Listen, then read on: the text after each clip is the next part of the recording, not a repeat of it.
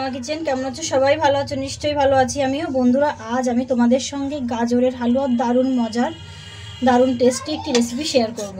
তা চলো বন্ধুরা, দেখে নেই এই দারুণ মজার গাজরের হালুয়া বা ক্যারট সুইট ডিজার্টটি কীভাবে রান্না করতে হয় বা তৈরি করতে হয়।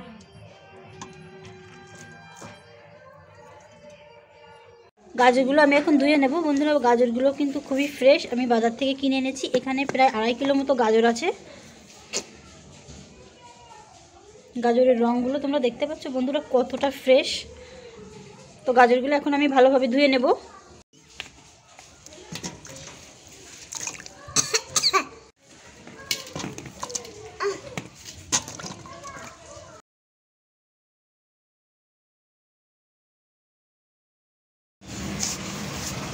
বন্ধুরা, সবগুলো গাজর আমি ভালোভাবে পরিষ্কার করে ধুয়ে নিয়েছি, তোমরা দেখতে পাচ্ছ।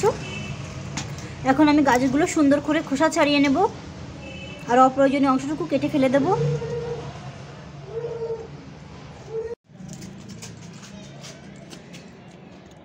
বন্ধুরা, আমি গাজরের এই উপরের অংশটা আর এই নিচের অংশটা কেটে ফেলে দেব। তারপর গাজরটাকে ভালোভাবে ছিলে নেব বা খোসা ছাড়িয়ে নেব।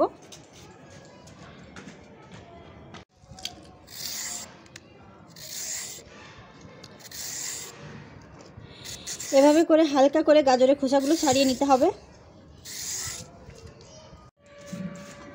এভাবে করে আমি সবগুলো গাজরের খোসা ছাড়িয়ে নেব। গাজরের হালুয়া করার জন্য গাজরের খোসাটা অবশ্যই ছাড়িয়ে নিতে হবে। গাজরগুলো খোসা ছাড়িয়ে নেওয়ার পরে এখন গ্রেটারে গ্রেট করে নেব।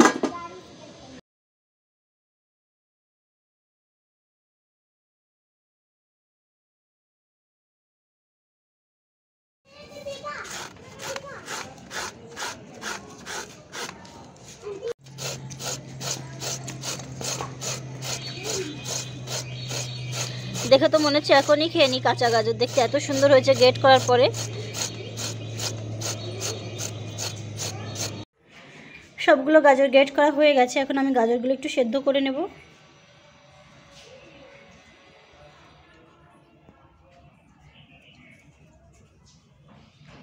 এখানে নিয়েছি কাজু আর পিস্তা। এই কাজু আর পিস্তাগুলো আমি একটু কুচি করে নেব।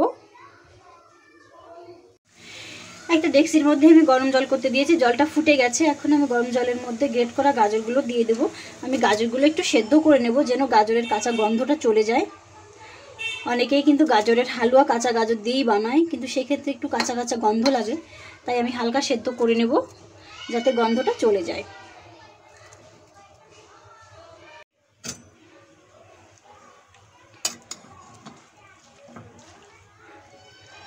2 থেকে 3 মিনিট আমি গাজরগুলো সেদ্ধ করে নেব। বেশি সেদ্ধ করার কিন্তু কোনো দরকার নেই, কারণ গাজরটা গ্রেট করা আছে।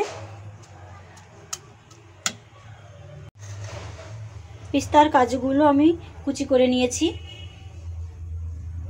গাজরগুলো সেদ্ধ হয়ে গেছে। এখন আমি জল ঝরিয়ে নেব। ভালোভাবে জলটা ঝরিয়ে নেব। আজ গাজরের হালুয়া বানানোর জন্য আমি পতঞ্জলির ঘি ব্যবহার করব।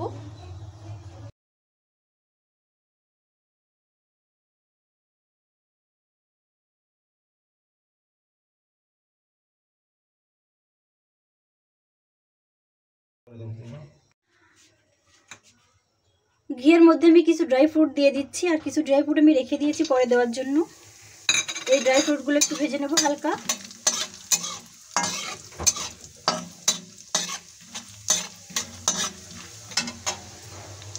দিয়ে দিচ্ছি এলাচি পাউডার। যে কোনো মিষ্টি জিনিসে এলাচি পাউডার অবশ্যই দিতে হয়, দারুণ সুগন্ধ হয় তাহলে।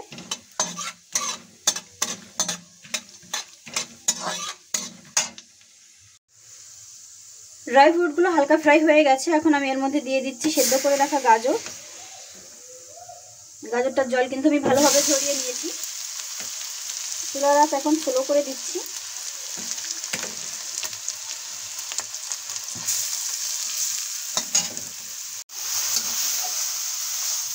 সবটুকু গাজর আমি কড়াইতে দিয়ে দিয়েছি, নেড়ে নিচ্ছি।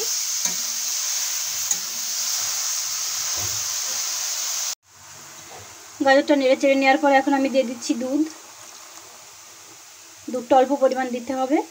দুধটা আমি আগে থেকে ফুটিয়ে রেখেছিলাম। এখন সোলা রাইস একটু বাড়িয়ে ভালোভাবে নেড়ে নেব।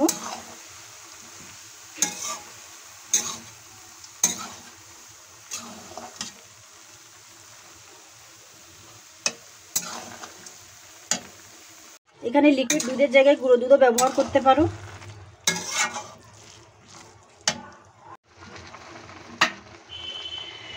দিয়ে দিচ্ছি স্বাদ অনুযায়ী চিনি।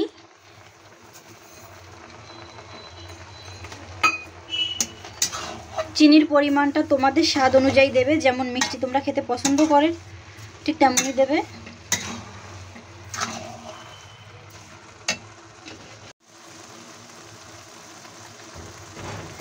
নেড়ে চেড়ে দিয়ে দিচ্ছি সামান্য পরিমাণ নুন বা লবণ।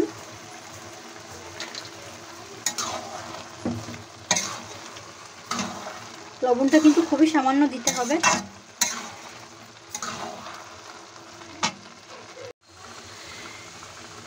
গাজরের হালুয়াটা প্রায় তৈরি হয়ে গেছে। এখন আমি দিয়ে দেব উপর থেকে আরেকটু ঘি।